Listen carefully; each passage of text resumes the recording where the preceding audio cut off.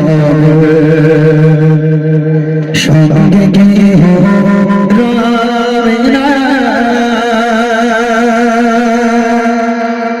কবর কবর গঠিল কবর সঙ্গে গেহ রবে না কবর কবর গঠিল কবর সঙ্গে গেহ রবে না সাপ দিছে খাবে পুরে সাপ দিছে খাবে পুরে সাথে রোদে গোখানা কবর কবর গঠিল কবর সঙ্গে গেহ রবে না কবর কবর গঠিল কবর সঙ্গে গেহ রবে না সাপ দিছে খাবে পুরে সাপ দিছে খাবে পুরে সাথে রোদে গোখানা কবর কবর গঠিল কবর সঙ্গে গেহ রবে না কবর কবর গঠিল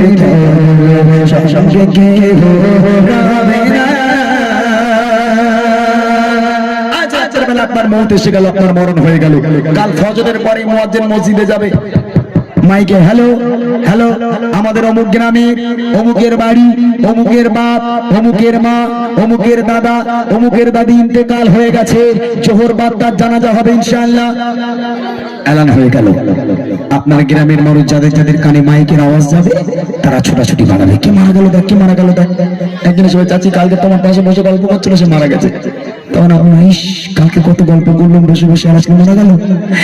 একটা বার ভেবে দেখুন, আপনার মরণটাও আসবে আর আপনার নামটাও ওই মসজিদে এলান হবে। সারা জীবন নামাজ পড়তে পারলেন না, রোজা রাখতে পারলেন না, আল্লাহর ইবাদত বান্দেগি করতে পারলেন না, বিসমিল্লাহি ওয়া আলা মিল্লাতি রাসূলিল্লাহ বলে কবরেতে শুইয়ে দেওয়া হলো। এবারে উপায়, তিনটে প্রশ্নের উত্তর কিভাবে দেবেন কবি লিখছে দেখেন।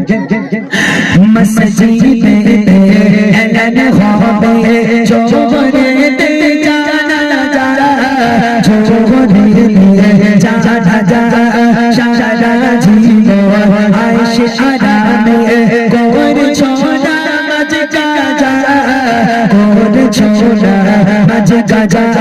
কি যে উপায় হবে তোমার, কি যে উপায় হবে তোমার, তওবা পারা হলো না কবর কবর গঠিল কবর সঙ্গে গেহ রবে না কবর কবর গঠিল কবর সঙ্গে গেহ রবে না সাপ দিছে খাবে পুরে সাপ দিছে খাবে পুরে সাথে রোদে গোখানা কবর কবর গঠিল কবর সঙ্গে গেহ রবে না কবর কবর গঠিল কবর সঙ্গে গেহ রবে না।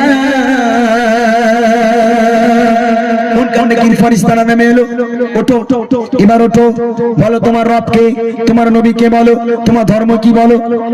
ঈমান আমল থাকলে বলতে পারবো, আর ঈমান আমল না থাকলে হায় আফসোস, হায় হায় হায় হায় আফসোস। আমি জানি না, আমি কিচ্ছু জানি না, তোমরা আমার সামনে আসবে না। তোমরা কারা? তোমাদের চেহারা দেখে ভয় হয়, তোমাদের চেহারা দেখে বুকটা কেঁপে ওঠে। খবরদার তোমরা সামনে আসবে না, দূরে সরে যাও, দূরে সরে যাও, তোমাদের চেহারা দেখে ভয় হয়। আল্লাহ পাক কবরকে বলবে, কবর ওই পাপী বান্দা বান্দিকে দুই সাইড থেকে পিষে দে।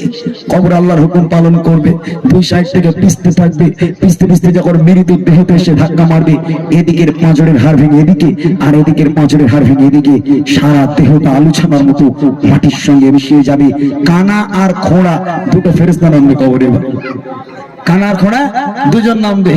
ফেরেশতারা যখন মুগুন হবে তখন ও ফেরেশতা, ওর উপর মৃত্যু কেন, ও ফেরেশতা মৃত্যু কেন।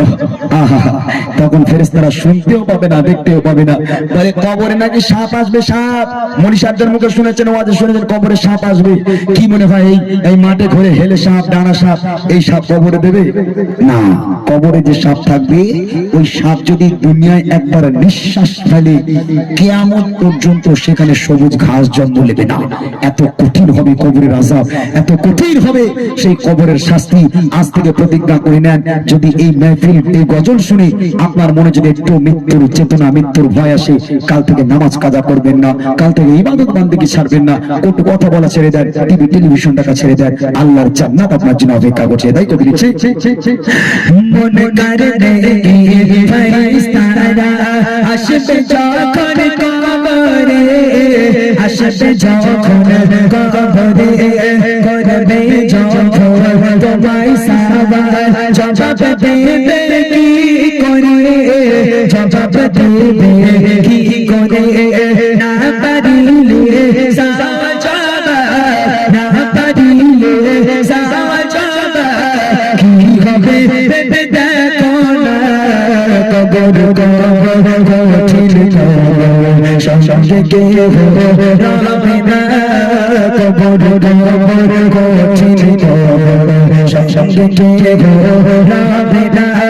সাপ দিছে খাবে কুড়ে, সাপ দিছে খাবে কুড়ে, সাথে দেবো খানা, কবর কঠিন সঙ্গে কে রবে না, কবর কঠিন সঙ্গে কে রবে না, কবর কঠিন